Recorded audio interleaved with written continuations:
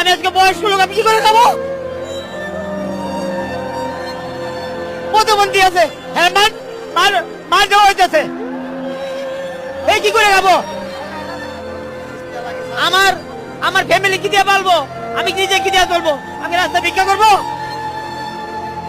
আমি ডাকাতি করতে পারবো? আমাদের কথা হলো দেশের আমাদের কথা হলো অটো রিক্সা চলতে হবে, আমাদের কর্মদিন, তারা হলে কি আপনাদের বন্ধ করতে? আমরা এতগুলো লোক আমরা কি করে খাবো? দেশের ভিতরে বড় ধরনের অভাব চলতেছে। দেশের ভিতর সরকার নাই, তাই বলে কি এই অভাবের ভিতরে কর্ম করে করতে পারি না? আমাদের কি খাওয়ার জন্য কেউ দেওয়ার মতো কেউ নাই? দেওয়ার মতো কেউ নাই? আমাদের অটো রিক্সা চলতে হবে,